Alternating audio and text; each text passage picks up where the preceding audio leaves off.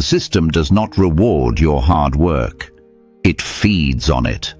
That is the first thing most people learn too late. You are told that discipline, patience, and quiet performance will eventually be noticed. That if you keep your head down, do excellent work, and remain loyal to the machine will one day return the favor. It will not. Corporations do not exist to recognize virtue. They exist to extract value with maximum efficiency and minimum friction. The employee handbook, the leadership slogans, the speeches about culture and shared purpose. Most of it is theater designed to keep the gears turning. The real rules are almost never written down.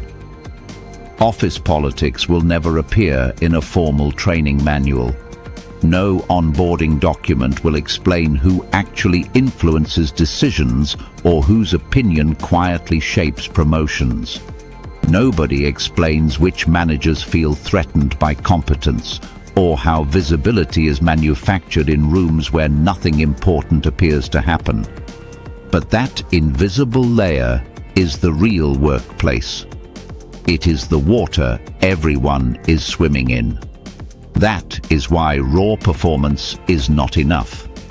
Performance is only the entry fee. If you produce value quietly, all you really do is teach the system that it can depend on you without rewarding you. Once that happens, your reliability becomes a trap. The moment you become the person who always fixes things, you stop being seen as exceptional. You become infrastructure. Your extra effort is treated like capacity. People begin to assume you will carry what others drop. Broken processes drift toward you. Undefined responsibilities drift toward you. Chaos drifts toward you. And then one day, you fail to catch something that was never yours. The same system that benefited from your overextension suddenly questions your consistency. That is how high performers get buried. Not because they lack talent or discipline, but because they confused usefulness with leverage. Usefulness without leverage is dangerous. A weak employee is often ignored. A truly capable one is often studied. Because competence is not always seen as a gift. In insecure environments, it is seen as a threat. A mediocre manager can tolerate underperformance more easily than visible excellence. Underperformance makes excuses possible.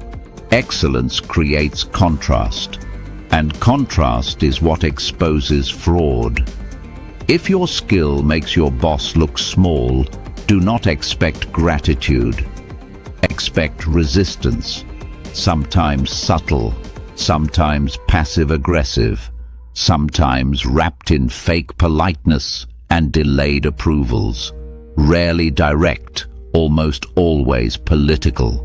This is why effort alone does not determine outcomes. Rewards do not flow to the hardest worker. Rewards flow toward the person whose value is legible to power. The one who understands narrative. The one who knows when to speak, where to be seen, and how to make contribution visible without looking desperate. In modern organizations, perception is not separate from performance. Perception is performance translated into power. If nobody influential understands your value, then your value exists only as private exhaustion. Stop thinking only in terms of mentors. Mentors give advice and perspective, but advice does not move your name through closed doors. Advice does not place you into opportunity when decisions are being made. Sponsors do that. Sponsors are the people with leverage.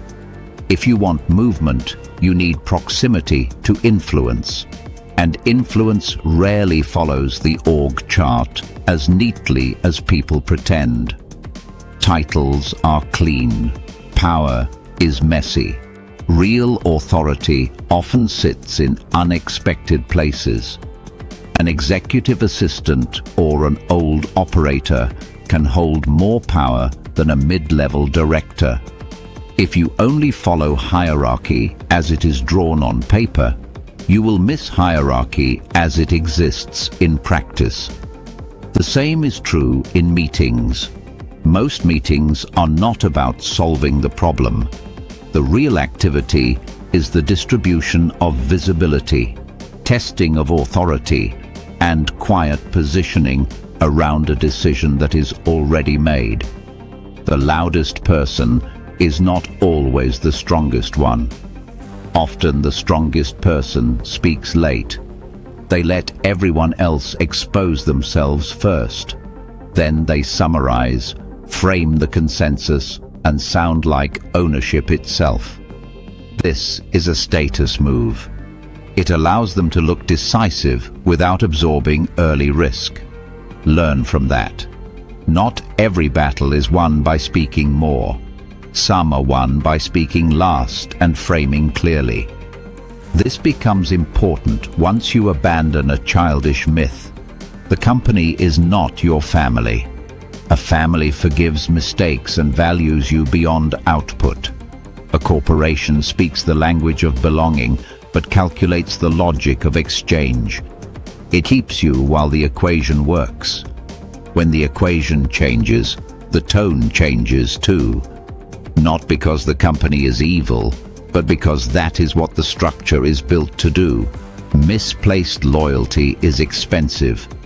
If you give devotion to an institution that sees you through cost and replaceability, you are making an emotional investment in something that evaluates you mathematically.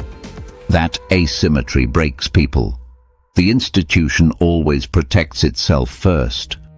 HR is not your therapist or your friend.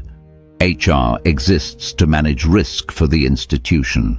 Sometimes your interests overlap, but the support is conditional. The priority is containment, liability, and stability, not absolute justice.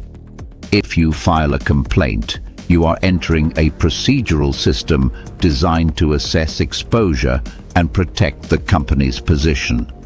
The machine will protect a toxic manager if they deliver short-term value and avoid legal risk. The performance improvement plan is not coaching. By the time the plan arrives, the decision is often already made. Institutions prefer documented exits. Paper creates distance. It transforms intent into process. Start planning your exit.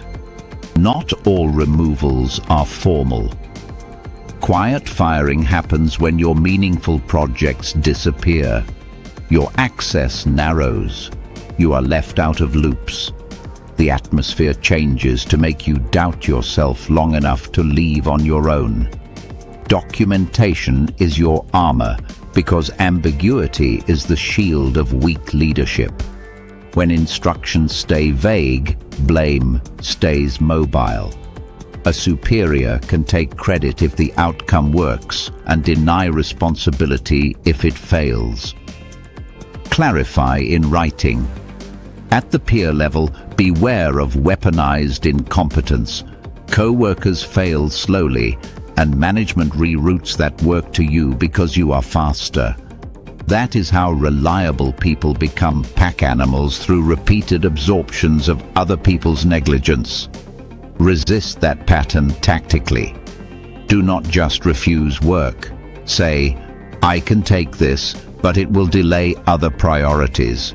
Which should move? You return the burden to leadership. You force a choice. That is a power shift. Information is survival currency. Informal conversations reveal loyalties, resentments, and coming shifts. Listen for patterns and who suddenly stops getting mentioned. But protect your own interior.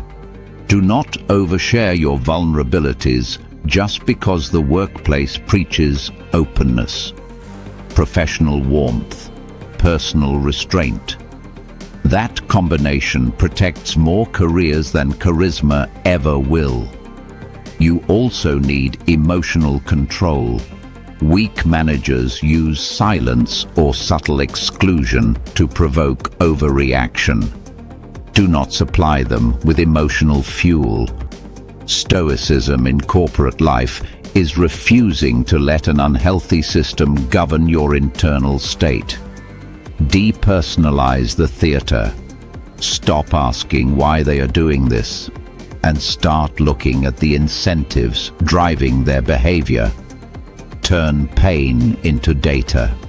Once you see the workplace as a live study of incentives, fear, and ego, you stop moving like prey.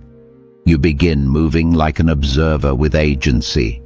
You stop chasing the flattering illusion of being indispensable. If the system cannot function without your constant intervention, you will be too useful to release upward. Systematize your work. Save your cognitive energy for tasks that are visible, transferable, and attached to decisions that matter. Never outshine the master too early. If your brilliance humiliates a weak superior, they will punish you for contrast. Let ideas travel through them until you have enough independent leverage to stand on your own. Your greatest leverage comes from your ability to walk away. The employee who cannot leave negotiates under fear. A financial buffer buys strategic patience.